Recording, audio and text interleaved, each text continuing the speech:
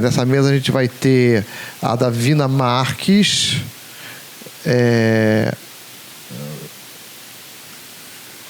e a Davina Marques e a Ivânia Marques, não é isso? Que elas se escreveram juntas, foi por isso. A Davina Marques e a Ivânia Marques, né? Instituto Federal de São Paulo, é isso? E a Secretaria de Educação de Americana, né? O tema da apresentação dela é Entre Movimentos Políticos e Escritas Menores. Por favor, pode tomar assento. Depois vamos ter... o Bruno Aparecido está aí? Está aí, Bruno. O Bruno Aparecido Nepomuceno, da Universidade Federal de Ouro Preto, cujo tema é Questões do Sentido e Desejo em Piquenique na Estrada, de Alcade e Boris Turras. E, finalmente, a Luísa Perissé. Cadê a Luísa? Está aqui, a Luísa Perissé Nunes, da UERJ, aqui da Letras, aqui ao lado, né? Nossa vizinha, enfim, da casa, pode-se dizer.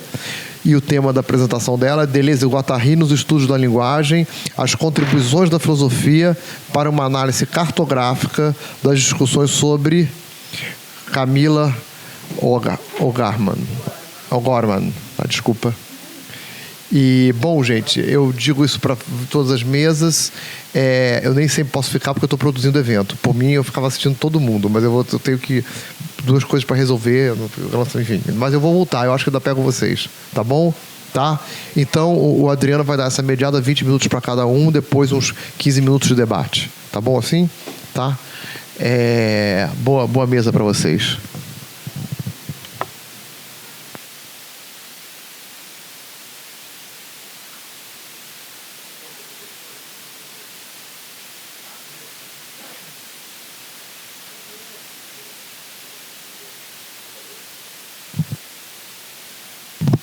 Alô? Não, tá certo. Não tá certo.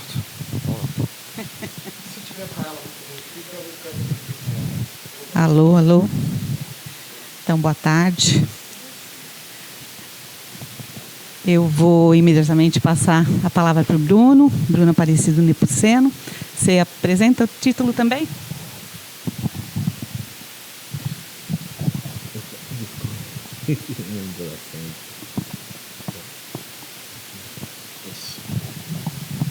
Boa tarde. Então, Bruno, sou da Universidade Federal de Ouro Preto, pesquisador bolsista do programa de pós-graduação, doutorando, pesquisando os temas jogo divino ou ideal em Deleuze e devir criança, em Deleuze e Guattari. A questão que eu trago aqui hoje não tem muita relação direta com a minha pesquisa, apesar de ela conversar bastante com o que eu tenho estudado no momento, que é a questão do devir criança na literatura. Talvez no final da minha apresentação vocês vão entender por que, se eu chegar lá. Porque esse trabalho, ele está fragmentado por uma situação. Eu também tinha escrito um texto maior com um amigo meu lá do programa, que não pôde vir. Ele, na verdade, ia apresentar, eram dois textos. Ele apresentaria o primeiro, que introduziria as questões, e eu apresentaria o segundo texto, que debateria alguns pontos. Ele iria apresentar umas questões mais políticas e eu ia fazer ligação com a arte. O que eu consegui fazer, porque ele teve um imprevisto, não conseguiu vir. Eu vou tentar pincelar alguma questão do texto dele, para vocês não ficarem perdidos, já que a minha parte era um pouco mais à frente. Acredito que eu vou conseguir fazer isso, porque não é tão... não são tantas questões assim. E depois sim eu vou chegar onde eu quero chegar aqui nas discussões. Para vocês entenderem o que eu estou fazendo, é o seguinte: eu quero apresentar uma obra para vocês, que talvez alguns já conheçam. Depois eu quero tentar indexá-la, conversar com essa obra a partir da visão e da ideia do Deleuze e Guattari, da ideia de literatura minoritária, e aí sim, que é o que estaria antes aqui de mim, aí sim conversar com vocês sobre alguns temas. O primeiro seria a ideia da crítica a uma racionalidade, a uma humanidade universal. Depois a gente falaria, e aí chegaríamos no tema desse trabalho, que é questões de desejo e sentido. ou de sentido e desejo. Eu falaria então sobre a noção de sentido na obra e depois a noção de desejo ligado ao conceito de devir animal, a partir de uma criança.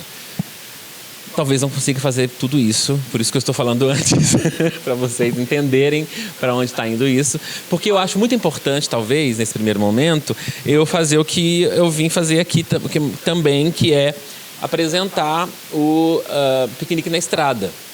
Eu trouxe o livro, até estava conversando com alguém aqui antes, trouxe o livro para vocês verem a capa, porque eu acho que ajuda na propaganda, de vocês conhecerem. Bom, talvez muitos já conheçam, porque esse livro, ele inspirou um filme muito conhecido e um conceito, uma palavra muito utilizada hoje em dia, mas já há alguns anos, o filme do Tarkovsky, de 77, o Stalker, e aqui onde surge a palavra Stalker, claro, em outro sentido, que a gente já metamorfoseou também o uso dessa palavra. Então, eu vou tentar começar com o texto, porque talvez assim eu me perca menos e eu salve mais informações para aqui a apresentação, tá bom? Vamos lá. Imagine um piquenique. Noah estremeceu. O que o senhor disse? Um piquenique. Imagine uma estrada no interior, uma clareira na mata perto da estrada. O carro sai da estrada e vai até a clareira.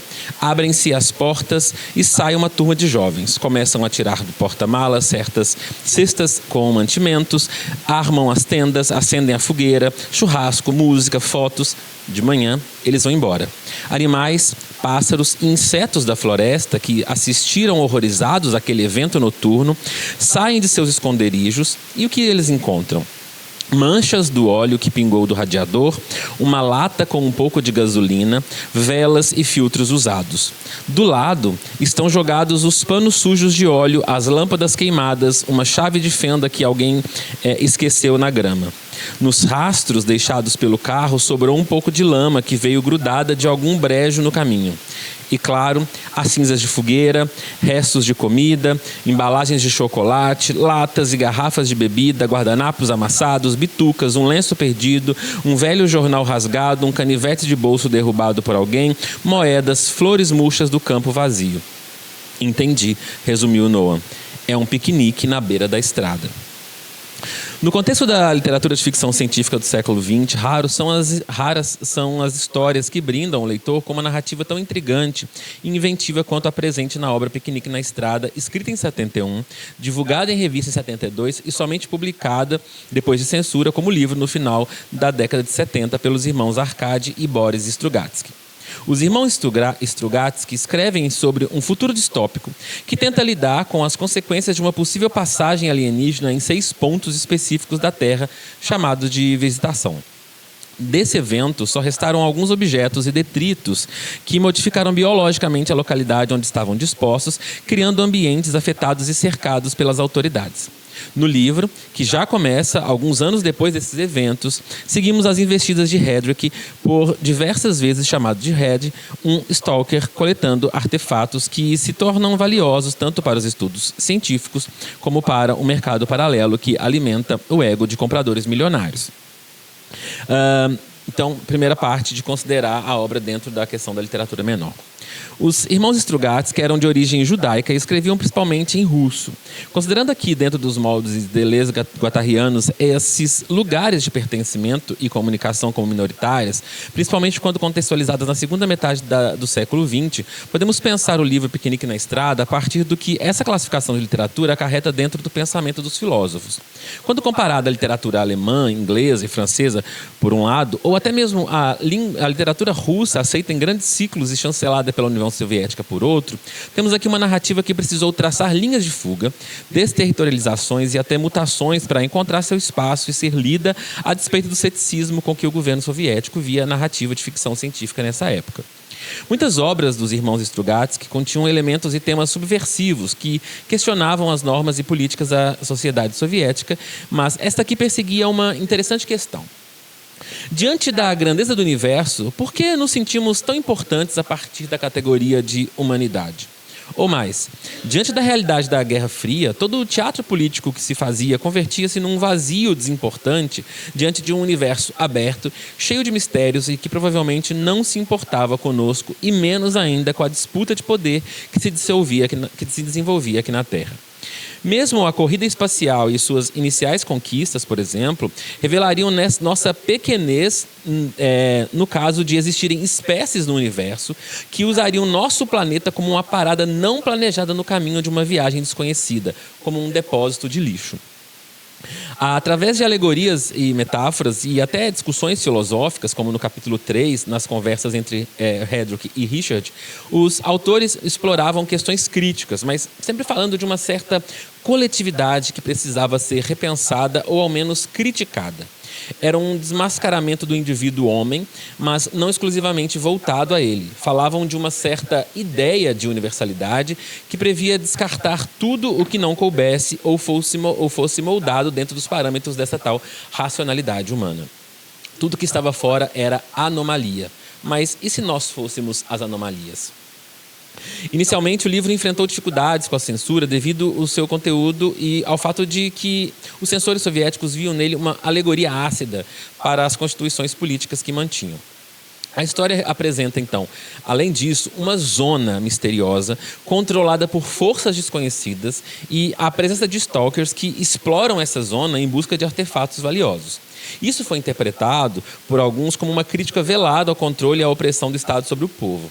Além disso, os stalkers eram vistos como anti-heróis, o que não estava de acordo com as narrativas tradicionais de heróis positivos dessa época. Apesar dessas dificuldades iniciais, o livro acabou sendo publicado, embora com algumas alterações e cortes para atender às demandas da censura, como disse. Assim como o Deleuze e Guattari mencionaram que Kafka, um judeu tcheco, escreveu em alemão, os Strugatsky eram judeus que escreviam em russo, mas com perspectiva e abordagem literária que frequentemente divergiam das normas dominantes da União Soviética e, como disse Ursula Le Guin em uma resenha de 77 para a edição americana, eles faziam algo que muitos escritores de democracias têm ainda dificuldade. Eles escreviam como homens livres escrevem. Escrever sob um regime autoritário e censurado frequentemente levava à necessidade de encontrar formas criativas de contornar o controle. Isso também se alinhava com a ideia de uma literatura menor, onde a criação é moldada por condições políticas específicas, levando à resistência e à subversão. Outra aproximação que podemos fazer aqui é o fato de os Strugatsky, assim como o Deleuze e Guattari, frequentemente escreverem suas obras em 4 mãos, o que pode refletir a ideia de uma espécie de agenciamento coletivo de enunciação. Ou seja, parafraseando os filósofos no início do Mil Platôs, eles também eram vários, então já era muita gente. Como as narrativas não eram expressões puramente individuais, mas sim o resultado de uma colaboração criativa que ecoa a natureza coletiva do que estamos englobando aqui dentro da literatura menor, então eles deixavam falar a multiplicidade, as matilhas. Vou soltar um pedaço porque eu quero ir agora ao segundo tema, que é o objeto do desejo e o desejo sem objeto. Primeiramente, seria importante perguntar aos personagens do livro sobre quais construções maquínicas eles fazem funcionar o seu desejo, uma vez que há nesse universo a possibilidade da existência de um objeto chamado esfera dourada, que promete realizar todos os desejos de quem o encontrasse. Portanto, ele passa a ser o mais valioso dos detritos deixados pela visitação. Apesar de Hedrick e todos os outros stalkers se sacrificarem para encontrá-lo, as investidas sempre terminavam sem sucesso. E como sabemos, a cada vez mais que se entra na zona, tudo muda no corpo dos invasores. Os autores parecem sugerir que destinar a vida numa empreitada sem fim por algo que pudesse realizar desejos não seria algo que pudesse ser feito sem grandes consequências de mudança. Viver em uma busca de completude só pode nos dilacerar, fragmentar, metamorfosear ainda mais, pois já estamos repletos de coisas. Os autores apresentam aquelas pessoas quebrando a expectativa de que o encontro com esse objeto poderia dar a elas a satisfação imediata de tudo que fosse resultado de uma vontade livre ou de uma sensação de perda, à medida que veem suas vidas passando, o dinheiro acabando e a saúde se esvaindo a troco de uma promessa mágica de realização. O protagonista, por exemplo, aparece separado da família no último capítulo do livro, justamente depois de decidir se dedicar novamente à busca da tal esfera dourada. O que parece desejo ou clamor por um restabelecimento de uma falta conhecida racionalmente, como a do garoto Arthur, que clamaria pela perna perdida do seu pai, revela-se como uma explosão das entranhas. Aquilo que, ao contrário de faltar, é um derramamento, um excesso verdadeiro, íntimo e que, de tão ameaçador, o levaria a se dilacerar. Em certo momento da obra, o garoto vai em direção à esfera, não por saber que ela poderá lhe restituir algo, mas porque lá, na zona, diante da esfera, o desejo como falta parecia não mais existir e a inquietude da busca poderia ser abandonada. O próprio Hedrick percebe que, se sentasse ao lado dela, poderia finalmente descansar. Lá poderia viver uma espécie de alegria trágica. Então é o que ele vê. Vou citar mais um trechinho aqui da obra. Arthur se ergueu num salto, abriu o zíper do casaco e arrancou-o de si, jogando-o com força sob seus pés e levantando uma nuvem de pó branco. Ele gritava algo, fazendo caretas e abanando as mãos, depois colocou os braços para trás em passos de dança e, dando cambalhota com os pés, começou a descer ladeira abaixo. Ele não olhava mais para Hedrick, ele o tinha esquecido. Havia se esquecido de tudo. O corpo já fim de citação. O corpo já age na moção do desejo. A máquina já está funcionando mesmo se a elaboração da falta nos atrofia. O interior da zona de visitação pode nos liberar e nos colocar novamente em movimento. Lá não é um desejo falta. Estou citando aqui Deleuze e Guattari. Lá não é um desejo falta, mas um desejo como plenitude, exercício e funcionamento que se faz com as engrenagens e as peças da máquina, como o poder da máquina. Fim de citação.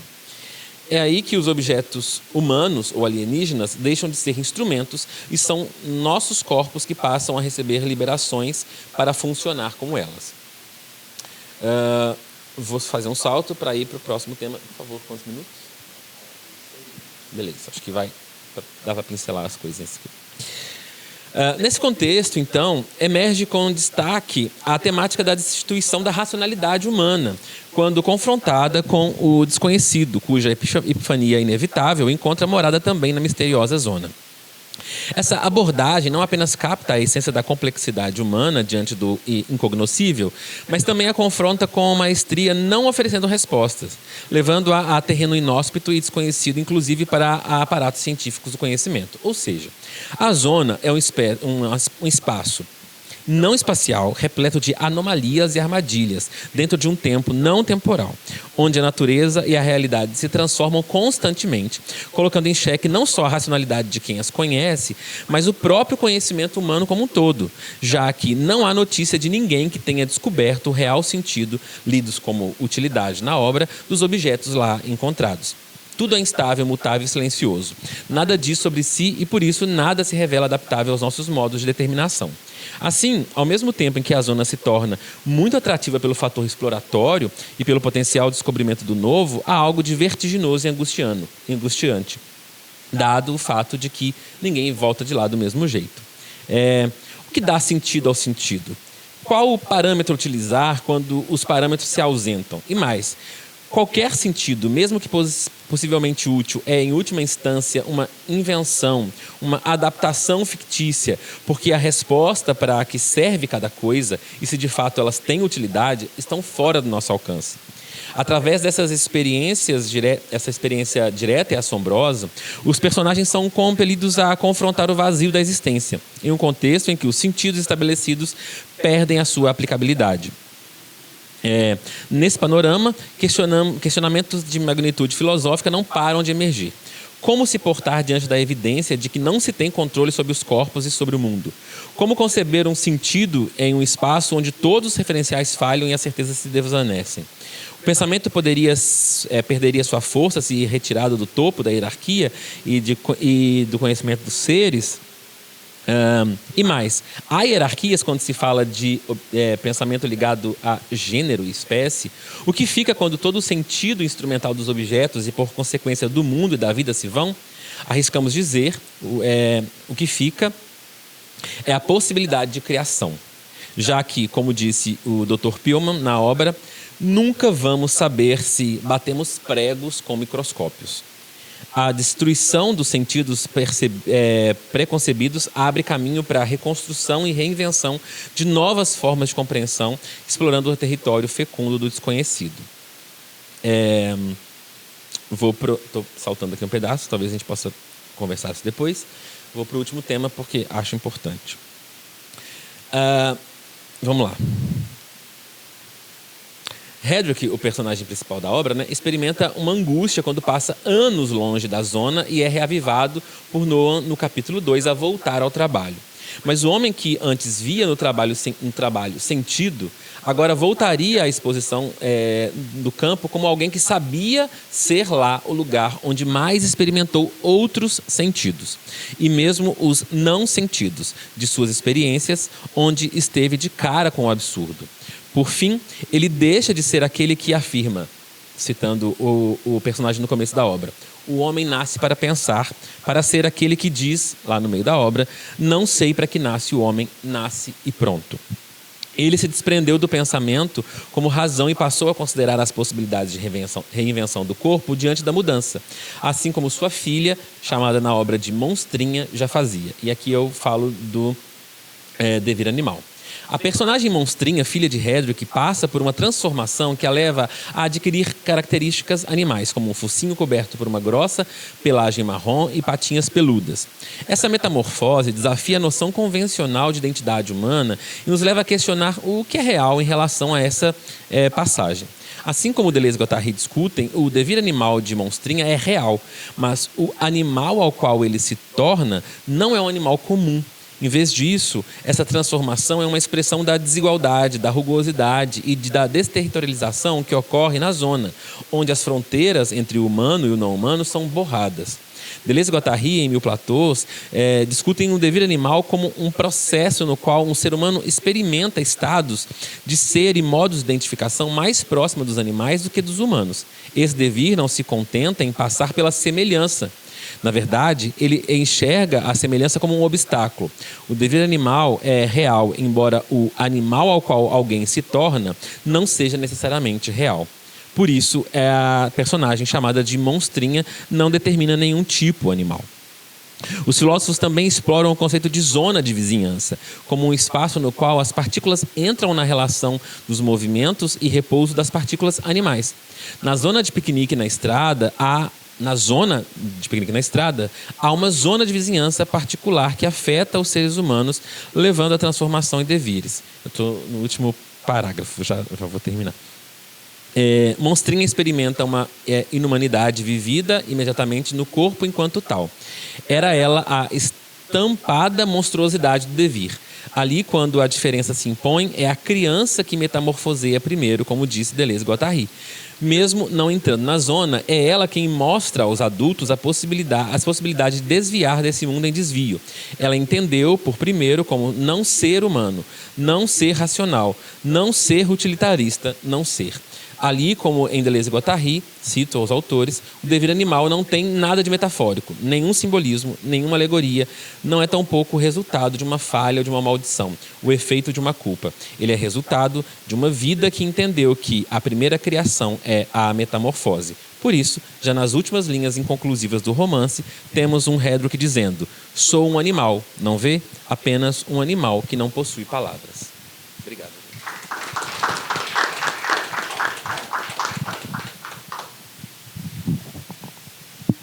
Eu entendi que a prática está sendo deixar as perguntas para o final, é isso? Tá bom. Antes da gente começar, eu quero uma pausinha, pode? Eu quero fazer uma propaganda, eu tinha combinado com a organização. Eu sou de Campinas, sou do Instituto Federal, em Hortolândia, mas eu trabalho com o pessoal de Campinas, da Faculdade de Educação, e estou na comissão científica do 9º Seminário Conexões, Deleuze, e Linhas, e Cosmos, e Educação, E esse evento vai acontecer em maio do ano que vem, de 27 a 29 de 2024. E as inscrições já estão abertas até 5 de fevereiro. Não tem tempo aí para a gente pensar os trabalhos, né? Então, queria só deixar esse convite registrado aqui no evento, que é muito legal. Bom, já falei, né? Sou das letras, não sou da filosofia. Então, somos outsiders aqui.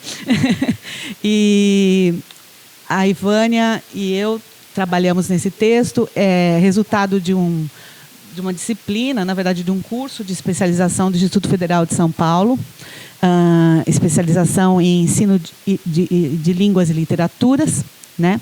Agora você pode contar o tempo. E a Ivânia é da área de educação, trabalha com educação infantil, principalmente, e nesse curso nós fizemos esse trabalho. Então, ela vai apresentar para a gente. Olá. A gente quer passar por um rio a nado, e passa. Mas aí vai dar uma outra banda, e é num ponto muito mais embaixo, bem diverso, em que se passou o primeiro. Guimarães Rosa. Na dança da criação filosófica de Gilles Deleuze e Félix Guattari, traçamos planos a explorar literaturas que têm nos atravessado, a indígena, a africana, a afro-brasileira, pois que no aqui e agora essa arte se faz política. No texto percorremos duas margens. A primeira, o movimento individual, e a travessia no rio sinaliza a aposta de traduzir uma experiência leitora de provocações por livros de autoras e protagonistas femininas em meio ao caos. A cada leitura, uma diversidade de perspectiva nos alimentava diante de um sistema cultural complexo. Um desvio durante a pandemia mundial, isolamento e literatura foi um condutor para o movimento como leitora por águas revoltas. A pandemia Covid-19 provocou um caos no sistema de saúde no Brasil e no mundo, isolando e seguindo as recomendações para conter o avanço da pandemia, gerou um movimento de recolhimento. Então, a literatura e a arte foram nossas companhias durante o distanciamento social. A literatura veio preencher uma condição de pensar e provocar reflexões. Mergulho no caos, Deleuze Guattariano. Múltiplas conexões possíveis do desejo. Já não sabíamos os rumos e o que viria a seguir. Foi uma interrupção. Resistir com criatividade e resistir com leitoras e protagonistas mulheres, como nós duas, isolamento, tristeza, solidão, possibilitaram desvios. A cada leitura, um novo jeito de resistir, lutar e criar. Seguimos uma senda, veredas outras, deixando de lado o cânone e mergulhando na surpresa e na aposta de encontros. Um aprendizado escolhido, dolorido e surpreendente. Para melhor descrever esse processo, resumimos na dança dos intercessores Deleuze e Guattari, filósofos que liberam ideias e novos fluxos. Nesse texto, dividido em 4 partes. Além dessa introdução, um mergulho inicial nas potências dos escritos dos filósofos que movem essa ideia, e as partes que relacionamos, que entrelaçamos, uma clube de leitura e uma leitura dizer, silenciar e rir. E o movimento político na arte da escrita e da docência. Quero pular por essa parte da filosofia. As pessoas fora da esfera da filosofia que se aventuram a estudar os escritos dos pensadores de Deleuze e Guattari e do Deleuze e do Félix Guattari deparam-se com uma verdadeira constelação de conceitos entrelaçados, com referências pouco ou nada conhecidas, como um pensamento extremamente tenso e profundo, cujas complexidades muitas vezes é tão abrangente que pode primeiro assustar e afastar. Ao mesmo tempo, camadas do mesmo e da repetição, as gentes sentem-se atraídas para vislumbrar nessas obras um pensamento novo, autêntico e instigador. E persistem. É o nosso caso aqui. E, nesse sentido, seguimos, inclusive, com quem estuda os filósofos, comentando e divulgando suas obras. Nossas práticas têm sido atravessadas por pensamentos, principalmente no que diz respeito à arte e à criação. Pequenos textos inesgotáveis nos lembram potências que gostamos ou gostaríamos de observar e experimentar em nossos cotidianos e nossa lida na educação. Somos docentes e estamos mergulhados nos muitos níveis de educação, no ensino infantil até a pós-graduação, além das nossas próprias trilhas de estudos e aprendizagem. No título do nosso trabalho, há uma ideia desses autores que nos é muito cara, o menor, como o colega já falou. Do livro Kafta, por uma literatura menor, surge para referenciar a literatura produzida por Franz Capra, trazendo uma visão completamente nova dessa arte, segundo a pesquisadora Anne Salvaganis. Na orelha da edição, ela afirma que a literatura é uma toca, um espaço de habitação, de ambulação e de reserva nutritiva, uma máquina política e experimental que transforma realmente nossas experiências e leva o leitor, assim como a literatura, a caminhos novos. Os nossos filósofos nos ensinam que a literatura menor é aquela que uma minoria faz em uma língua maior. E essa língua é afetada de um forte coeficiente de desterritorialização. E tudo nela é político, pois, nesse caso, um fato individual faz com que toda uma outra história se agite nela, em agenciamentos coletivos de enunciação, que acontecem quando quem escreve está em condições de exprimir uma outra comunidade potencial, de forjar os meios de uma outra consciência, de uma outra visibilidade. Em outras palavras, menor qualifica as condições revolucionárias de toda a literatura no seio daquela que se chama grande. Os sentidos se desterritorializam-se nas escritas menores. A palavra escapa de um território previamente determinado para pulsar em movimentos por vir, emergindo nos mergulhos do caos, do pensamento, arte. E, como atuamos na educação pública, entendemos ser urgente constelar, a fim de conseguir potências e constituir novos modos de existência, inventar novas possibilidades de vida e produzir abalos e experimentar ao mesmo tempo. Essas falas são da Alice, do Sebastião e da Rita. Temos entendido as constelações como formas de se relacionar, ensinar e aprender e rizomar. Os agenciamentos inspirados pelo pensamento solo de Félix Guattari dizem respeito aos movimentos do desejo. Na literatura melhor, eles produzem enunciados novos que adiantam ou avançam toda uma máquina de constelações. Félix Guattari. Mas, nos encontros entre corpos, há uma elaboração de um campo de forças que age e reage aos signos emitidos por ambos os corpos. Aqui é o Amorim, Antônio Carlos, que diz.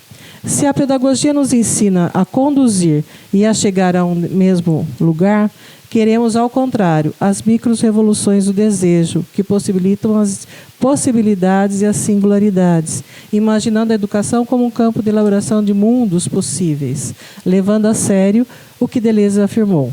Nunca se sabe de antemão como alguém vai aprender. Aprender é tão somente o intermediário entre não saber e saber, a passagem viva de um a outro. Ele escreveu em 1988. Queremos, portanto, nos desfazer daquilo que nos atulha e nos soterra, perseguindo a perspectiva do encontro, atentos aos desejos e às experimentações. Por entre caminhos e sensibilidades para quem educa e quem é educado. Davina Marques e Antônia Amorim. Já deu tempo? Então, eu comecei a minha reflexão solo, foi no clube de leitura da Manuela Dávila. Eu costumava ler ou pedagogicamente, né, nos nossos estudos, e eu fui caminhando nessa solidão do caos durante a pandemia no clube de leitura da Dávila. E ela reúne essas escritas com mulheres, né? Não dá tempo esse pedaço, né? E como a gente trabalha com a educação infantil, a ideia era como fazer uma micro-revolução dentro da leitura com as crianças, né? Então, uma leitura, dizer, silenciar e rir. O que nos inspira? Como é que nós, docentes, mediadores, ou mediadores como a Manu Dávila, em nossa leitura para as crianças, somos afetados?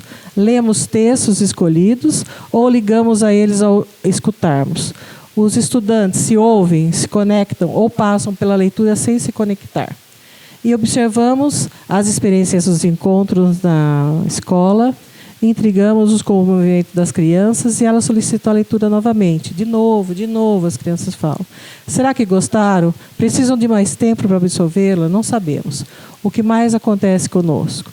Lemos inúmeras vezes o mesmo livro, rapidamente, e lemos em pequenos pedaços, saboreando cada letra. Por que escolhemos determinado livro em detrimento aos outros? Determinado livro ou determinada autora? Porque desejo que micro-revoluções surgem quando as escolhas escapam. Que pensamento instigam as leituras? Como se espelham? Conexam pensamentos e ações? Produzem textos, territórios, fluxos? Seria desejo, escolha, diferença, livros possíveis durante o período da aula solicitada, diferentes espaços. A diversidade de oferta alteraria a relação com a leitura? Um livro sobre sons e aves seria lido na sala ou embaixo de uma árvore, faria diferença? Adotar um recurso didático, uma mudança de espaço, muda a relação com a leitura ou a quem a lê? Quem se aproxima do livro? Ler é uma simples atividade ou há sentidos que deveriam levar em conta ao ler e a dar a ler?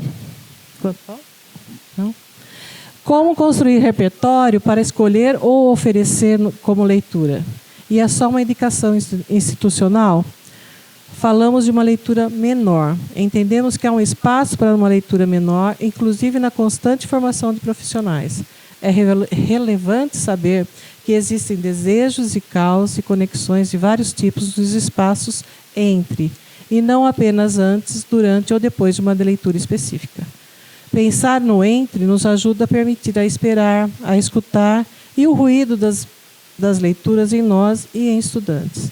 Nada é fixo e passivo na arte. Entre margens, algo inesperado acontece. Somos levadas pela literatura e já não sabemos em que margem estamos. Nossas escolhas buscam um desvio, um perigo, não um texto que não demande arriscar-se. Queremos um perigo só nosso. Por isso, há uma grande força nas leituras e nas escolhas livres em que mergulhamos, levadas pelo desejo, solitárias. Diferentemente das leituras obrigatórias, listadas pelas escolas, calculadas, analisadas coletivamente, e que indicamos leituras e cobramos tempo e compreensão. Há, assim, uma tentativa de conduzir e limitar pensamentos. Determina-se o percurso. Ao contrário, deixar um livro sobre a mesa, observar à distância a leitura de uma aluna e ver suas emoções, sem mediar, e no final ganhar um abraço, ficamos sem palavras. Uma aluna refugiada que leu o livro A Menina que Abraça o Vento, de Fernanda Paraguaçu. Meu pai não responde o que eu falo, disse uma criança no meio da leitura, de A Boca da Noite, de Cristiano Alpichana. Interrupção, seria uma interrupção essa fala da criança? Agenciamentos, como diria Deleuze. Toda fala é importante e o desabafo da criança agenciou outros a dizerem e a compartilhar os seus. A leitura só seguiu depois da escuta de todos e no momento em que todos queriam saber o final da leitura. Sabemos que atropelamos sempre as falas das crianças e as escutas durante a leitura sempre serão produtivas e o silêncio também é necessário. Na leitura A Água e a Águia, de Mia Couto, foi breve. As imagens esclarecem a fábula poética pedagógica, ecológica. Entre silêncios e encantamentos, finalizamos a leitura. Na dúvida entre ler ou não ler, lemos. Não se busca a interpretação. Após a leitura, perguntamos apenas se a águia era maior ou menor que o gavião. O julgamento de uma obra e a adequação à faixa etária é assunto inesgotável. O fato é que a filosofia e a arte nos envolvem. Por outro lado, além dos silêncios e pausas, a literatura pode causar risos. Por exemplo, todo dia é um dia de poesia. Formar quem lê requer constâncias e repetições. Repetir poesias preferidas, rimas engraçadas, versos estranhos para as crianças e apenas ler. As surpresas aparecem. O deleite para as crianças de 4 a 5 anos se deve de uma apreciação sensível, diferenciada de nossa compreensão adulta. A leitura é diária e em espaços e momentos flexíveis. A leitura pode ser feita por aqueles diferentes profissionais na escola ou em casa. Convidamos as famílias para lerem os livros na escola para as crianças. Aqui temos um exemplo. Não abra esse livro, de Andy Lee, lido por uma mãe. As crianças se empolgaram e riram tanto que os pedidos de personagem para não abrir, para que não lesse e não virasse a página a cada leitura. A qualidade e a diversidade de conteúdos e ilustrações para as obras infantis vem crescendo muito nas escolas. E o contato com as famílias deve ser estimulado. Um movimento político, vou pular um pedaço, um movimento político da arte, da escrita e da docência. Discutimos aqui ações relativamente simples, que demandam alguém que lê e que se depara para dar a ler. E lê junto e, sobretudo, ouve e permite o diálogo de questões suscitadas no material escolhido. Qualificamos de relevantemente simples essas ações porque sabemos que esse é um convite, gestos que a gente abraça na docência. Que a gente que não abraça. Há controles no que tipo com relações à leitura, desde as censuras das instituições até as dificuldades de acesso a obras por motivos que vão desde econômico até uma preguiça. Há docentes que não leem. A escola promove a leitura de diferentes gêneros e pedagogicamente os divulga. Porém, a partir de um cânone solicitado, deixamos de incluir uma literatura multicultural, escrita por pessoas com aprendizado diferenciado, vivências únicas e ou até que próximas de uma realidade de estudantes com contextos históricos, sociais e políticos diferenciados.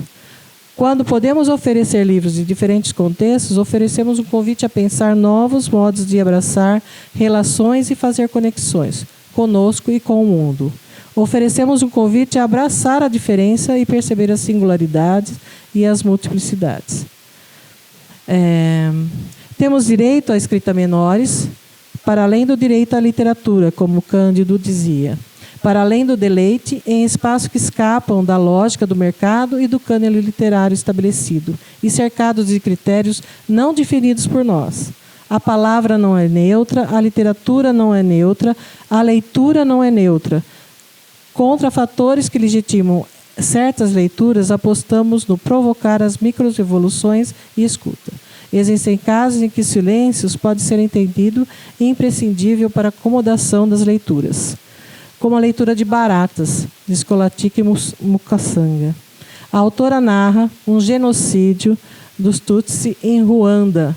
Nesse livro, qualificado pela autora como um túmulo de papel, pois os mortos dessa terra não tiveram direito a sepultamento, simplesmente deixaram de existir em 1994. Aqui eu coloco uma nota de rodapé, porque esse livro foi o Ruanda, né? O genocídio do Ruanda foi celebrando a Copa do Mundo, tetracampeão a gente era nessa época. No intervalo da transmissão entre o Brasil, o povo de Ruanda, eu mesmo, né, vi o povo caminhando em deslocamento e fuga. Isso é parte da obra de Baratas. Naquele dia observamos, deixamos de ser humanos, né? Alguém replicou, quem? Eles? Eu respondi, não, nós deixamos de ser humanos. E no momento perdemos a humanidade. Como é possível celebrar e ver essa cena no intervalo? Observamos com pesar, no momento em que finalizamos esse artigo, os noticiários da luta na faixa de Gaza. Isso sem falar na Ucrânia, nos rincões do país e nas nossas cidades civilizadas, né? Digerir a violência, as questões e características de um povo e sua cultura requer silêncios. Reafirmamos a potência de escritas menores e imaginamos nossas leituras menores.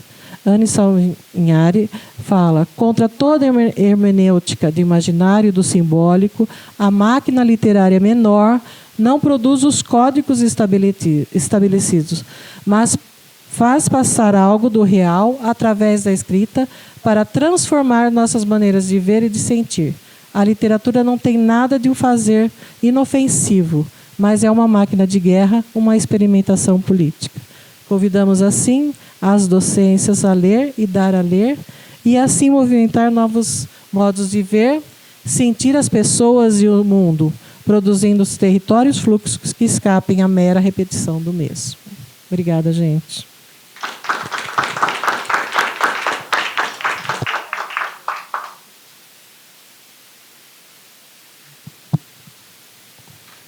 Vou passar agora a palavra para a Luísa PRC, que aqui dá o ERJ, né? Para você ver, acho que fica melhor ainda, não? Você...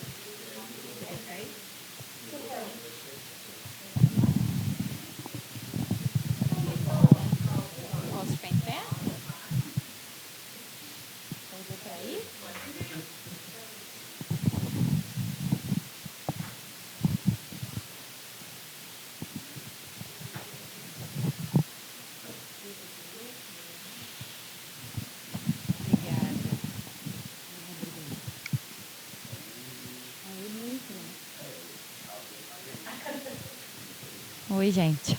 Oi. Tá ligado? Claro. Tem todo mundo aqui.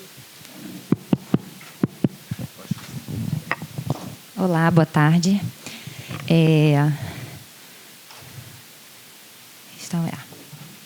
Bom, boa tarde a todos e todas. Meu nome é Luísa Perissé. Eu sou professora do Instituto de Letras, também sou das letras daqui da UERJ. E também sou doutoranda dos estudos de língua na linguística aqui na mesma universidade, aqui na nossa universidade. Então, eu sou ao mesmo tempo professora e aluna dessa universidade que me proporciona tantos afetos, né? Tanto no sentido do carinho, das amizades, das relações positivas que eu venho construindo, como também em relação àquilo que me afeta, aquilo que me mobiliza, aquilo que me fere. E, por exemplo, estar aqui hoje, né, que me mobiliza, porque eu sou da letra, estou aqui no Instituto de Arte, eu nunca passei por aquele portão azul e num evento organizado pelos colegas da filosofia, então interagindo com todos vocês. Então, para mim é tudo muito novo, tudo muito diferente e muito importante estar aqui. E aí o título da minha apresentação de hoje é Deleuze e Guattari nos estudos da linguagem, contribuições da filosofia para uma análise cartográfica dos discursos sobre Camila Gorman. Pode passar, por gentileza. Então, o objetivo geral da minha apresentação é discutir um pouco a respeito das contribuições da filosofia, especialmente em relação às contribuições de Gilles Deleuze e Félix Guattari para os estudos da linguagem. Eu fiz mais ou menos um roteiro de apresentação para guiar não somente vocês, mas a mim também nessa organização aqui da apresentação. Então, a apresentação está dividida em 3 grandes blocos. Primeiro, eu vou apresentar a minha pesquisa de doutorado, que eu desenvolvo aqui no programa de pós-graduação em letras da UERJ. Depois, discutir brevemente os conceitos de rizoma e cartografia a partir da nossa perspectiva, da nossa interpretação, à luz da perspectiva da análise cartográfica do discurso, a partir de Deusdedit e Rocha, e ilustrar um pouco para vocês essa escrita cartográfica que a gente vem produzindo a partir de fragmentos de teses, foi o que eu trouxe hoje, que a gente tem produzido no nosso grupo de pesquisa. Tá? E depois algumas considerações finais, as referências e meu contato, se vocês quiserem permanecer em contato, em diálogo com o que eu estou apresentando aqui. Bom, então o título da minha tese de doutorado é Cartografia de Camila Gorman, a construção de um mito histórico feminino. Eu coloquei para vocês ali a fotografia da Camila Gorman. A Camila nasceu em 1825 e foi tragicamente assassinada em 1848. Essa fotografia apareceu na revista Todo Essa História, da Argentina, em 1990. E a Camila, ela foi uma jovem da alta sociedade bonaerense, né, portenha, de Buenos Aires, que se apaixonou pelo padre da paróquia, Ladislau Gutierrez, na primeira metade do século XIX. Eles eram vistos frequentemente juntos, mas eles resolvem fugir da cidade de Buenos Aires, mas eles são encontrados, são delatados, são capturados, são presos, são colocados em celas incomunicados, né? Os dois não podiam se falar, e eles foram executados pelo pelotão de fuzilamento do então governador, ditador Juan Manuel de Rosas. E a minha pergunta de pesquisa é: como se constrói a imagem de Camila Gorman como mito histórico feminino? Porque desde o fuzilamento, da sua trágica morte, a Camila vem sendo temática de diferentes obras artísticas e literárias, como, por exemplo, litografias, romances, poemas, músicas, biografias, filmes e etc. Então, a minha pergunta de pesquisa é como então se constrói a imagem de Camila como mito histórico feminino na Argentina a partir das materialidades discursivas e imagéticas que a constituem como tal. E meu objetivo, então, é desenvolver uma análise cartográfica dos discursos que contribuem para a construção da imagem de Camila como mito histórico feminino, juntando todas essas materialidades discursivas que eu tenho como corpos, né? Desde o século XIX até atualmente. Aqui eu trouxe para ilustrar, para vocês verem parte do meu corpus, aqui eu trouxe uma litografia de um pintor italiano chamado Baldassare Verazzi, que estava na Argentina na primeira metade do século XIX, e ele faz essa pintura em que Camila está grávida, né? Não há registros históricos de que a gravidez estava tão avançada, assim, tão evidente assim, mas a Camila estava grávida. E ela é obrigada a beber um copo de água benta para batizar o filho antes do fuzilamento, né? Então, em nenhum momento ela teve julgamento, ela não teve piedade, ela não teve nada, isso não alterou a sentença de maneira alguma, tá? Então, é chamado de El Bautizo del Hijo Nonato de Doña Camila Gorman. E aqui eu trouxe para vocês algumas imagens do filme Camila, que foi um filme lançado em 1984 pela cineasta argentina Maria Luisa Bember. O filme foi indicado ao Oscar em 1985, na categoria de melhor filme estrangeiro.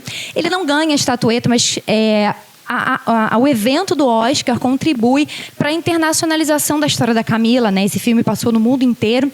Inclusive aqui no Rio de Janeiro, passou no Fest Rio em 86, 87, e contribuiu também para a globalização do novo cinema argentino, né? Tanto é que no ano seguinte ganha o La História Oficial, não sei se vocês conhecem, que também é um filme argentino e que também tem como temática esse período de regimes autoritários, né? Uma denúncia contra o que é feito nesses regimes autoritários. Então, a gente tem aqui, eu trouxe as cenas finais do filme, que já é o momento do fuzilamento, em que a Camila e Ladislau se olham pela última vez, depois eles colocam neles essas vendas pretas, eles são colocados nos banquilhos, né? E depois do fuzilamento, eles são colocados, enterrados no mesmo caixão.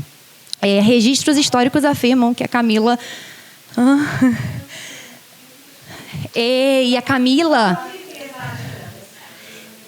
E a Camila, como era de uma alta sociedade, né, os restos mortais foram logo solicitados pela família. Ela está até hoje no cemitério de La Recoleta.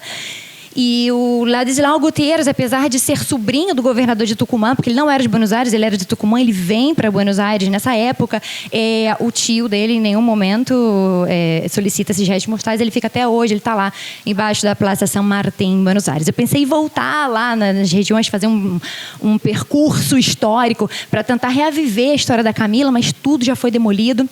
A igreja, tudo já foi reconstruído, né? As próprias propriedades que eram da família Gorma, então não tem mais nada. Obrigada pelo diálogo, já estou até mudando aqui um pouco o que eu já ia falar, mas é muito importante. Obrigada. E eu trouxe mais uma...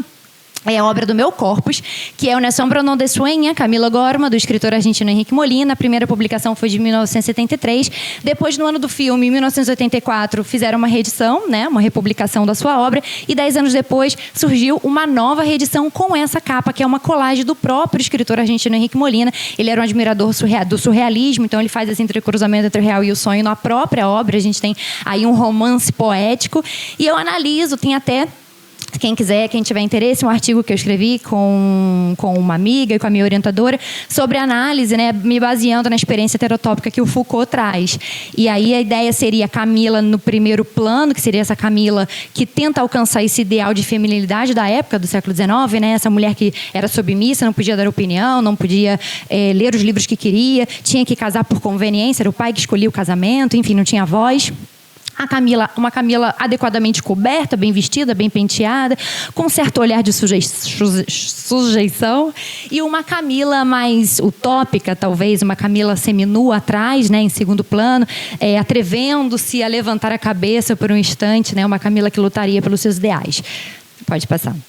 Então, a Camila, como eu já mencionei, ela vem sendo tema de diversas obras artísticas e literárias ao longo de todo esse tempo, e eu venho recolhendo esses materiais, tentando recolher o máximo que eu possa. E então, a Camila se converte no mito histórico nacional e configura-se como um símbolo de resistência contra as formas de opressão, repressão, silenciamento, anulação da mulher, né? Em prol desse ideal de feminilidade que defenderia que as mulheres deveriam ser sempre submissas, omissas, sempre numa condição assimétrica e hierarquizada, né, em relação ao marido, à família, à igreja, etc. E eu vejo a minha pesquisa como um compromisso social, ético, político, né? Eu espero que o que eu vá construir na minha tese possa ser uma voz a mais na soma dessas vozes, né? Na luta contra qualquer tipo de opressão que a gente está falando aqui do século XIX, mas que persistem até o momento atual, né? Em muitos lugares do mundo. Obrigada. E aí, pensando na minha orientação teórico-metodológica, que a gente encara mais como uma postura ético-estética política, né, com base em Deleuze e Guattari, a gente começou a refletir sobre a construção do conhecimento, né, como pode novo surgir. E a gente foi a Mil Platôs, na introdução Rizoma, e aqui, né, acho que foi um pouco libertador para tudo que eu imaginava sobre a construção do conhecimento, construção de pesquisa. Vocês devem saber, pelos sorrisos. E aí eu vou compartilhar com vocês a nossa interpretação, como a gente absorveu as contribuições de Deleuze e Guattari para as pesquisas nos estudos da linguagem e para a posterior análise cartográfica do discurso, né? Então, para Deleuze e Guattari, a árvore como imagem do mundo, né, tem essa ordem, essa sequência lógica que é localizável, esse início e esse fim, né? Você tem ali a imagem da árvore, e aí você tem, quando você joga as sementes e a árvore começa a surgir, você tem que a árvore finca suas raízes, depois ela sobe sobe, depois não, simultaneamente, né? Ela sobe em direção ao sol, dali você tem os galhos, depois você tem as folhas, depois você pode ter frutos, depois flores. Então você tem uma sequência linear, né? Você tem uma única sustentação, o caule, olha esse caule robusto, único, verticalizado, né? Hierarquizado. E aí eles dizem que é uma forte unidade principal. Enquanto a árvore é filiação, eles dizem, rizoma é aliança. Então, se você olhar para o rizoma como imagem do mundo, você não consegue localizar o início, o fim, não tem uma sequência lógica, você não consegue perceber o que veio antes e o que veio depois. Você tem uma multiplicidade de conexões, de pontos que se articulam o tempo todo, né? Então, é um modelo mais horizontalizado, porque o rizoma também é um caule, mas é um caule horizontalizado, né? Subterrâneo, que pressupõe, então, essas múltiplas conexões, essas múltiplas desconexões, montagens, desmontagens, articulações e desconexões também, né? Desarticulações, desmontagens, rupturas. Então, a gente tem tudo isso. Obrigada. E aí, a gente entende como realmente uma subversão em relação à construção do conhecimento, em relação à construção do fazer investigativo, do fazer a minha pesquisa, né? Porque justamente vai desestabilizar práticas e discursos já instituídos na academia, dentro das universidades, né? Com pesquisas muitas vezes limitadoras, com hierarquização de saberes, né? Que são saberes, conhecimentos que seriam mais importantes do que outros, com pouco diálogo, pouca conexão com esses outros saberes, né? Então, na verdade, o que a gente procura aqui, principalmente com a minha participação aqui, é defender essa integração dos saberes, né? Defender o nosso diálogo, defender as múltiplas conexões, essas multiplicidades de encontros e desencontros que podem acontecer, né? Então, eu não quero desenvolver uma pesquisa dentro da linguística que não vai dialogar com a psicologia, que não vai dialogar com a sociologia, com a psicologia, como eu já falei, psicologia, sociologia e antropologia e tantos outros conhecimentos que se encontram ali dentro das suas caixinhas limitadoras, né? E a gente também busca desconstruir esse foco no produto final, porque quando a gente olha para a árvore como imagem do mundo, ela está ali perfeita, né? Parece que ela está perfeita, já concluída, finalizada, que lindo. A gente vê muitas pesquisas assim que a gente não entende, não percebe, por exemplo, não é localizável, que ali pode ter surgido problemas, né? Que pode ter havido montes de encontros e desencontros que não estão ali na pesquisa, porque a pesquisa não é linear, ela não é sequencial, ela não é lógica, né? E é isso. E a cartografia, como um dos princípios do rizoma, vai nos permitir justamente isso. Mapear, formar mapas que vão explorar esses múltiplos pontos do rizoma, das nossas pesquisas, dos nossos corpos de estudo, né? Então, a gente pretende considerar o móvel, o processo, considerar que não existe um único centro, uma única origem motivadora de todas as coisas. E aí, pensando a cartografia pensada para os estudos da linguagem, a gente tem a análise cartográfica do discurso e a gente tem como referência Deusdará e Rocha 2021. E a gente busca, então, mapear os diferentes postos de observação das práticas de uma sociedade para produzir perspectivas outras de se olhar o mundo, né? Cartografar justamente essas conexões e essas articulações e também as rupturas. E, de acordo com o grupo da psicologia social, né, liderado por Virginia Kastrup e outros colegas, a gente busca acompanhar e registrar o processo. Então, o processo em duas vertentes. O processo em relação ao nosso objeto de estudo, porque a Camila Gorman, como mito histórico, ela não é um objeto fechado, limitado, concluído, finalizado. Esse mito histórico está em processo de construção desde antes, né? Desde sempre se mantém. A Camila tem uma placa onde ela foi fuzilada, a Camila tem uma estátua e recentemente, mais ou menos na década de 90, ela ganhou uma rua em Porto Madeiro, né? Mas, por outro lado, o Rosas tem o rosto dele até hoje na nota dos peixes argentinos. Então, a gente tem um embate entre mitos também. Então, quando eu falo do Rosas, quando eu falo da Camila, quando eu falo do meu objeto de estudo, eu estou falando de algo que é processual, que ainda está em construção, não está dado no mundo, né? Não está concluído, não está finalizado. E a outra vertente seria a minha própria pesquisa. Eu coloco na minha pesquisa os meus encontros, os meus desencontros, as minhas dificuldades, os problemas de pesquisa, para onde eu fui e não deu certo, e aí voltei e recapitulei tudo. A introdução, mas não é a primeira coisa que eu escrevo, é a última coisa que eu escrevo, então eu tenho que dizer que eu estou escrevendo depois. E aí o último capítulo, às vezes, não foi o último que eu escrevi, foi o primeiro, foi o segundo. Então, esse objeto-processo e a pesquisa-processo, né? E subverter também os modelos tradicionais de fazer pesquisa, questionando a imparcialidade do pesquisador, a neutralidade da pesquisa, né? Essa distância que o pesquisador tem que ter, como se ele não pudesse influenciar o seu objeto de pesquisa, o seu objeto de pesquisa não fosse influenciado, né? E esse objetivismo científico que entende que, por exemplo, tabelas, números e estatísticas, né, dão mais credibilidade à pesquisa do que aquelas que não têm. E a implicação, né? Trazer implicação, Rocha e Arguiar dizem, as nossas implicações em relação àquela pesquisa são fundamentais e devem ser analisadas também. Então, quem sou eu olhando para esse objeto? Se eu sou professora, se eu sou aluna, se eu sou mulher, se eu sou mãe. Então, isso tudo influencia na minha pesquisa. E aí eu trouxe para vocês, para finalizar, 2 teses que a gente produziu lá na Linguística, da Juliana Retes, 2019, e do Rodrigo Campos, 2020. Pode passar. Olha o título. Eu acho essas atividades muito infantis, concepções de ensino e imagens de infância em livros didáticos de espanhol para crianças. E ele trabalha com enunciados sobre o ensino e sobre as imagens de infância, né? Concepções de ensino e imagens de infância. Então, ele colocou um enunciado no próprio título. E eu me lembro, eu vou fazer aqui um relato, eu lembro que quando eu fiz o mestrado, eu estudei o Henrique Molina, esse poeta argentino, nas poesias dele, nas composições poéticas, e eu quis colocar como título do meu trabalho Henrique Molina e o voo poético da gaivota. Porque a gaivota era uma metáfora sempre usada em praticamente todos os poemas dele, pelo menos com os quais eu ia trabalhar. Então, ele era tripulante de navios mercantes e aí ele ia viajando pelos lugares. Ele tem uma poesia sobre Cabo Frio, ele tem sobre a Guerra do Vietnã, e a gaivota está sempre ali. E quando eu participei daquela disciplina de metodologia, a professora falou assim para mim: nossa, mas esse título não tá legal não, gaivota, nada a ver, que você vai colocar gaivota aí? Qual é o sentido, né? Daqui a pouco a sua dissertação está parando lá na área de, não sei, de zootecnia, eu nem sei se tem, né? Então, e aí, que loucura! Eu fiquei pensando, e aí, o que eu fiz, né? Eu bati o pé, eu falei com a minha orientadora: posso? Ela pode, vamos. E não foi aqui, gente, não fiz meu mestrado aqui nessa universidade. E aí, o Rodrigo se coloca como aprendiz de cartógrafo, né? Ele questiona que ele se sente muito preso ao tema de pesquisa. Então, peraí, será que eu estou no meu tema de pesquisa? Será que eu estou falando sobre isso? Será que eu estou fugindo do meu tema? Né? A gente se sente muito preso e limitado muitas vezes quando a gente vai fazer pesquisa. Ele relata o incômodo, né, que ele sente. Então, relatar isso dentro da pesquisa é fazer uma pesquisa cartográfica. Pode passar, por favor. Colocar as motivações também, né? Porque eu me lembro de colocar na minha dissertação de mestrado que a justificativa de trabalhar com o Henrique Molina era porque ele era um escritor muito renomado da literatura argentina. E, não sei, o Henrique Molina, ele está fora do cânone ali, né? É muito difícil você ir até a Buenos Aires encontrar obras sobre um próprio escritor argentino. Tem dificuldade de encontrar. Então, colocar que a sua motivação não necessariamente é essa motivação racional, né? Que a gente tem, bom, vou estudar ele porque ele é importante.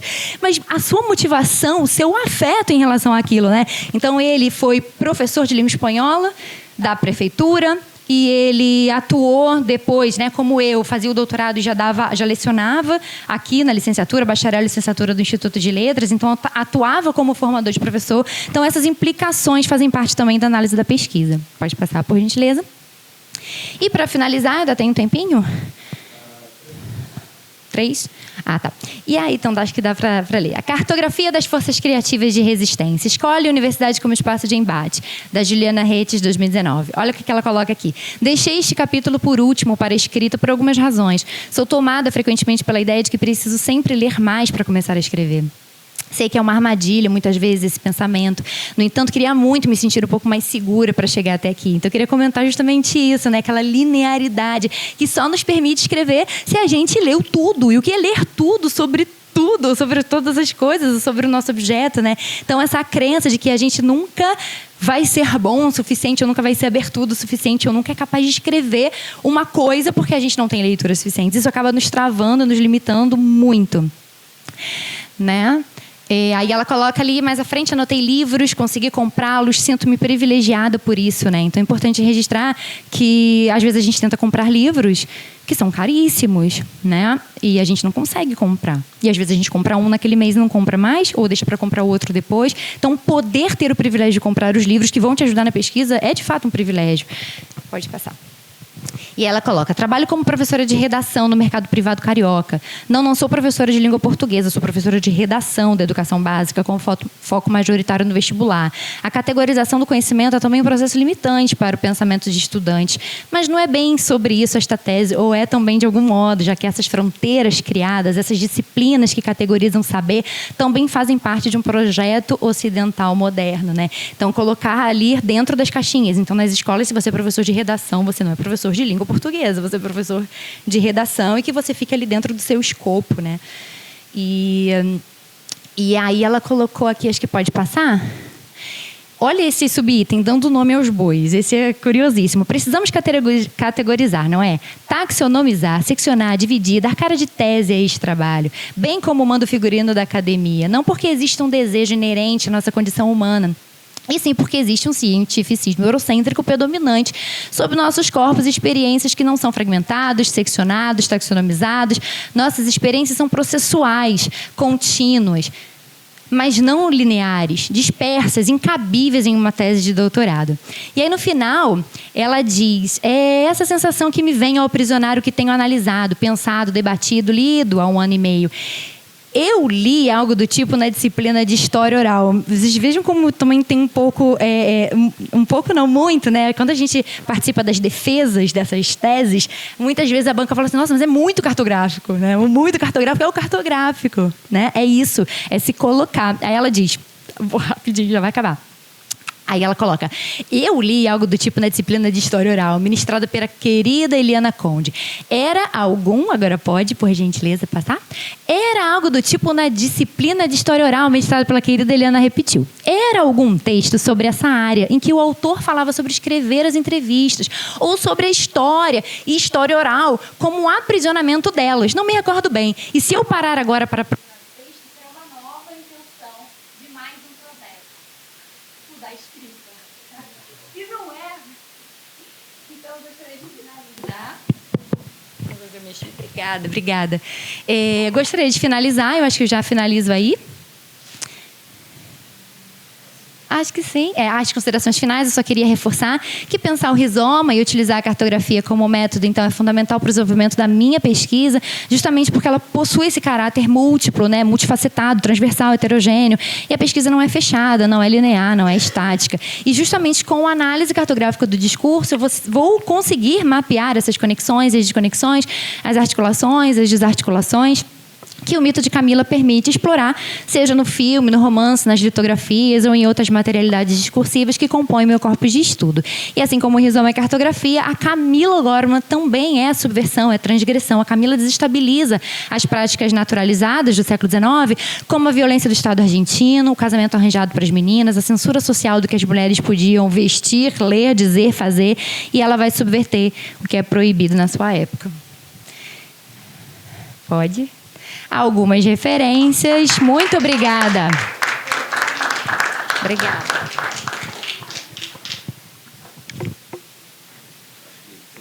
Para a mesa, agora vamos começar as perguntas.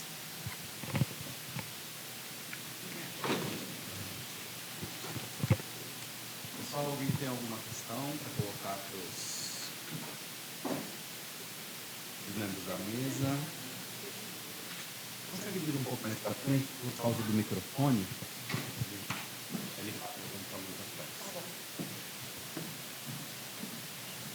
Vocês estão ouvindo bem? Oi, boa tarde. Eu queria fazer uma pergunta para as duas moças aqui da minha esquerda. Desculpa, eu não decorei o nome de ninguém aqui. Como? Davina e Vânia, mas acho que se todo mundo da mesa quiser fazer uma colocação sobre, eu queria ouvir um pouquinho sobre vocês. Não sobre vocês, mas sobre o que vocês pensam acerca do que eu vou perguntar. Eu fiquei um pouco assim atravessada no sentido de pensativa, quando a Davina e a Vânia comentaram sobre esse paralelo, né, de enquanto ocorria o genocídio em Ruanda, a gente aqui comemorava um futebol, né, o tetracampeonato e tal. E eu me lembrei daquela frase do Deleuze, acho que é do Deleuze, né, que ele diz que o poder quer fazer corpos tristes, né, ele precisa de corpos tristes e que a gente deveria de certo modo cultivar a alegria, né, e uma felicidade.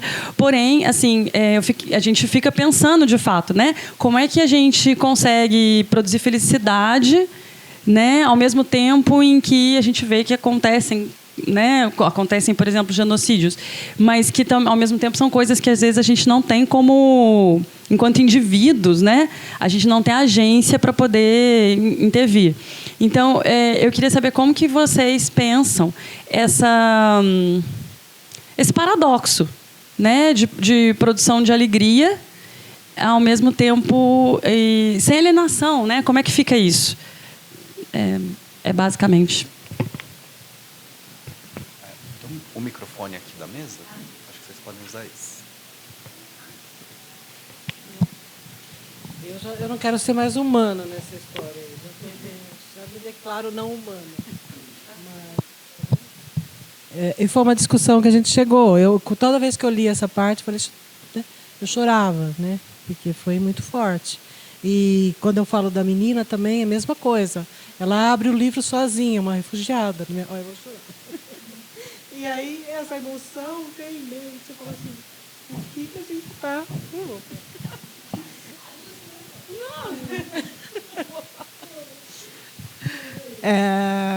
Tem uma questão que a gente não pode evitar os temas difíceis, né? Quando a gente fala de vida, né, e trabalha com educação, não dá para a gente fazer de conta que as coisas não estão acontecendo. Então, como é que você está na educação infantil e trabalha com uma criança refugiada, né? As dificuldades de não ter o pai. Esse livro fala exatamente disso. Eu também me arrepio, porque a Ivânia se emociona e eu também vou junto, né? Porque o livro conta a menina que abraça o vento, né? O vento vem e abraça quando ela se remete à lembrança do pai. Então, é assim... E a Ivânia deixou, nem foi intencional, né, para que a menina lesse, mas ela foi e viu o livro e leu. E aí vai...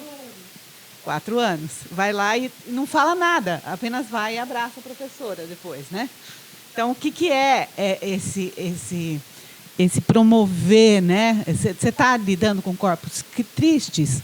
Nossa, quanta violência as nossas crianças, nossos jovens estão enfrentando, né? Nossos adultos também enfrentando dia a dia. Eu trabalho à noite num colégio, um Instituto Federal, um Instituto Técnico, que tem a grande maioria das pessoas que trabalham o dia inteiro juntos, fora, né? Eles chegam lá exaustos para fazer uma formação que alguém diz para eles que vai ser melhor para eles depois, né? Estão exaustos. Tem dia que eu paro, olho e falo, gente, vocês acham certo isso? Então, assim, a gente problematiza algumas coisas para pensar que... Não, a gente não está promovendo a tristeza quando a gente traz o que a gente está chamando de escrita menor e literatura menor.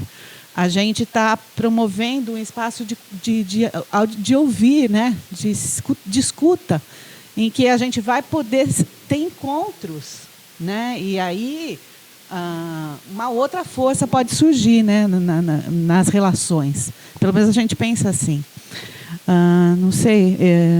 Era essa reflexão que talvez não tenha dado tempo de fazer com o texto, né? Porque a gente optou por ler o começo e o fim, e o meio, com os exemplos, ficaram meio perdidos, né? Mas eu tenho trabalhado na pós-graduação com textos difíceis, às vezes. E os textos difíceis, às vezes, tem gente que não consegue ler. Mas as discussões são sempre muito ricas. Né? E a Ivânia brinca agora, a gente está brincando sempre que a gente não quer mais ser humano, né? Que outra relação que não é dessa humanidade, que fala que existem direitos universais, que falam que existem coisas, né? Perfeitas relações no mundo, e que a gente vê de exploração insuportável, né? Enfim, eu acho que a gente tem que enfrentar, né? Eu acho que cabe. E a gente vai chorar de vez em quando, para poder rir também, né? Não sei se vocês querem comentar alguma coisa. Mais alguma questão, gente? Outras perguntas? Se ninguém perguntar, eu vou perguntar aqui. Olha, parabéns pelas apresentações, né? Eu não sei, de alguma maneira, eu fiquei pensando que tanto a sua apresentação, a primeira, quanto a de vocês, passou um pouco ali pelo platô dos devires, né? E trouxe alguma coisa do Deleuze em relação a esse outro que pode se realizar por meio dos devires, seja no devir animal, seja no devir criança, né? Então, assim, uma pergunta rápida, genérica. Eu estava aqui elaborando, vou falar lá do Viveiros de Castro, que traz a experiência do meu tio Iarauetê, por exemplo, né? Que como a literatura realiza esses devires e traz essa potência e tudo mais. Mas eu vou deixar a pergunta assim, genericamente. Se vocês passaram ali pelo platô dos devires, o que vocês tiraram dali e como a literatura encarna essa potência. É a minha praia, eu adoro, né? E queria ouvir um pouco de vocês sobre isso. Eu vou começar. Eu estava naquela hora em dúvida se eu continuava o comentário delas, e foi uma boa oportunidade para fazer essa ligação, porque eu acho que o meu texto tem um pouco disso também, de não querer ser homem, sabe? Mais no meu caso, não querer ser virilmente homem também, sabe? Ser o vir-vires ali do latim também, não querer ser, mas ao mesmo tempo não querer ser humano, esse humano, né? E aí esse é o comentário. Agora, respondendo, pensando pelo que você falou, realmente ali no platô do devir, que é um nome gigante, a gente sempre fala que é o platô do devir, né? O que me incomodou muito, e eu acho que também conversa com o texto de vocês, é justamente o que me incomodou, no sentido de já me afetou. É justamente a ideia de que o Deleuze e o Guattari falam que a criança é o primeiro, ou a criança é a primeira a desviar do humano. Ali eles falam isso, e o que me interessa nesse sentido é que eles têm essa percepção de que não há uma coletividade autoimposta, e, ao mesmo tempo, de que não há um projeto de humanidade a ser vivido.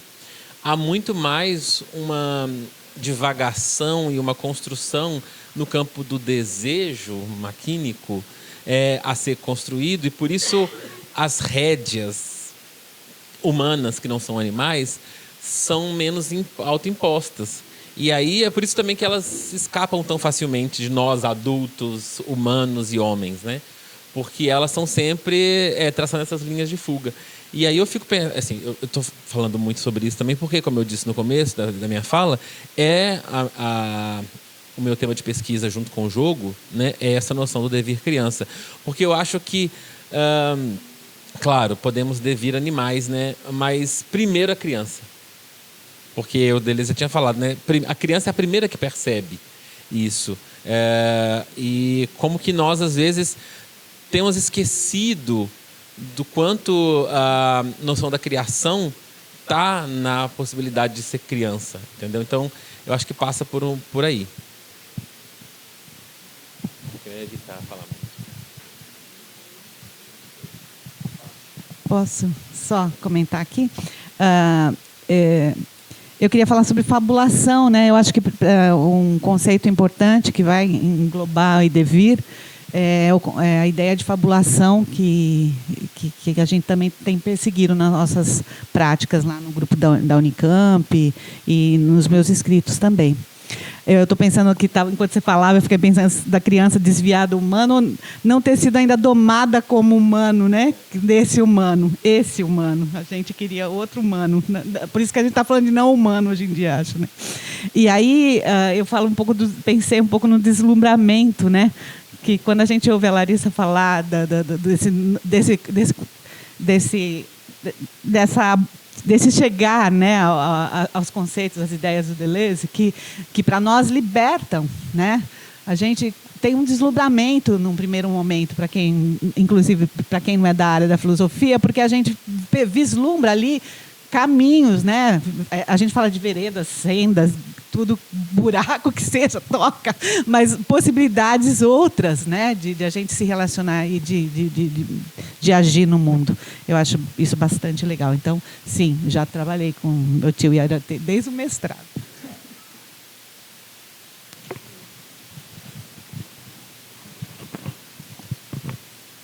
Oi. Tá. Meu nome é Pedro. Eu sou músico. Então, essa mesa me representa. Eu queria saber como vocês veem, para todos, né? O silêncio e o silenciamento que é mais profundo, né? É isso, é isso.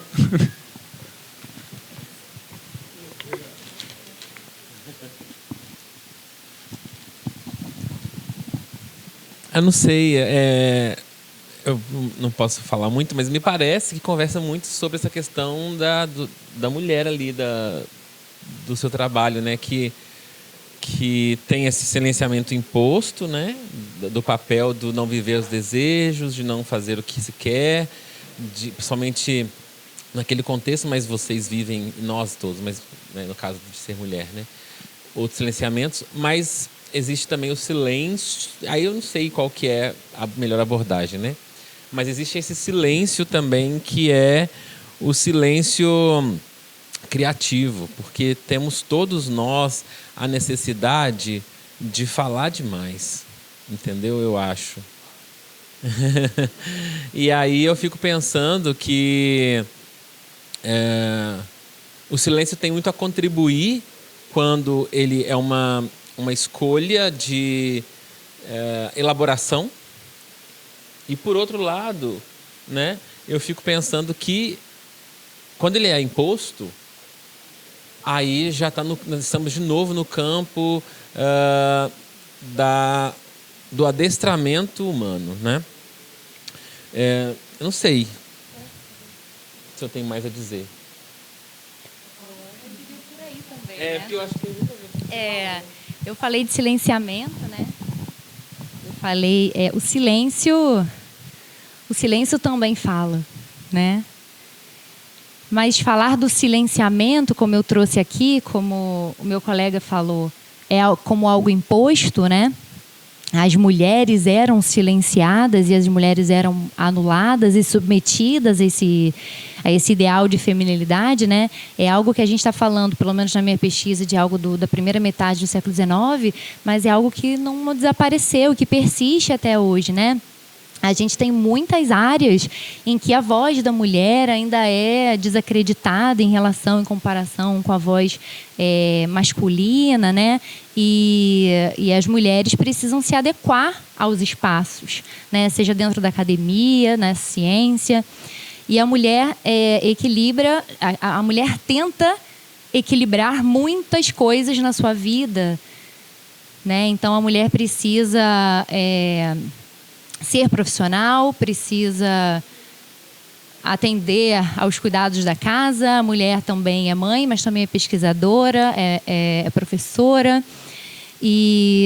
Mas, ao mesmo tempo, a mulher tem medo de pegar um Uber sozinha, tem medo de andar à rua sozinha.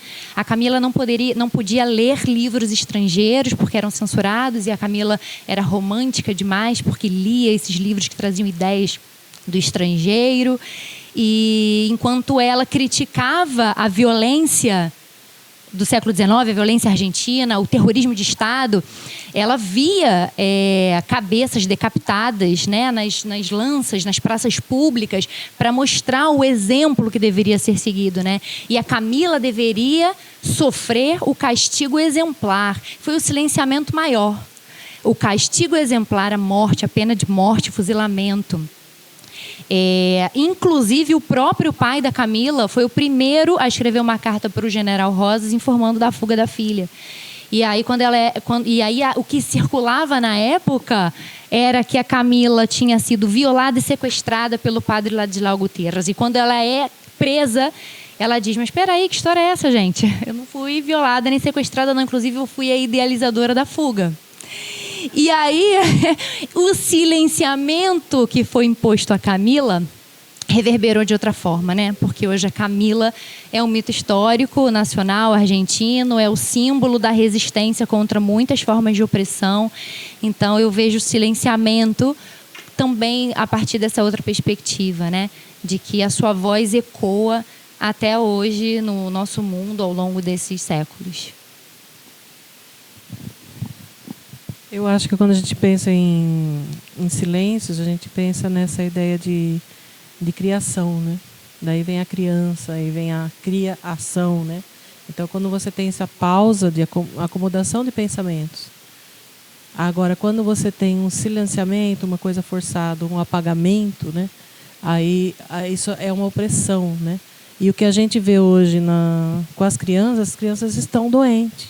Eu já estou há 30 anos dando aula, eu estou vendo a tristeza, estou vendo o que chegou na criança. Antes a gente via só adulto doente, né? Agora não, as crianças estão doentes. Então estão medicadas, né? Estão fazendo terapias, estão saindo da escola, para de brincar para ir no terapeuta toda hora, sabe? Então, quando chega na criança, eu falo assim, a que ponto chegamos, né? Que sociedade a gente quer, né? Até onde a gente vai, né?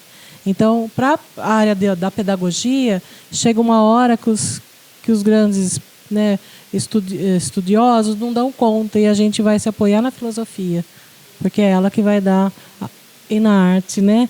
Porque a filosofia, né, Deleuze fala isso, né? Que a gente vai seguindo e vai chegar na arte, e a arte vai transformar, né? Então esse silêncio de acomodação e transformação é o que a gente busca. Então pode ser o silêncio de uma criança que vai estar acomodando as ideias, pode ser um silêncio porque está forçada a fazer isso, daí gera outros conflitos, né? A criança é agressiva, não sabe por quê, a criança não fala, não sabe por quê, né? Está com 6, 7 anos, não fala, né? Então, esse silenciamento me incomoda muito mais, né? Acho que eu fui mais arteira, né? Mais bagunceira. Então, quando eu vejo criança quieta, me preocupo mais, né? Agora, quando é um silêncio de acomodação de ideias, que a cabeça está pulsando ainda, né?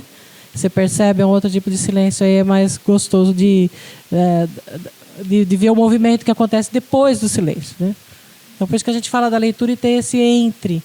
Porque você pode ler e mandar ficar quieto, e apenas ler, ou você pode dar o espaço para a leitura, né? É isso que a gente quis passar aqui, que esse espaço é que é mais precioso, né, na leitura.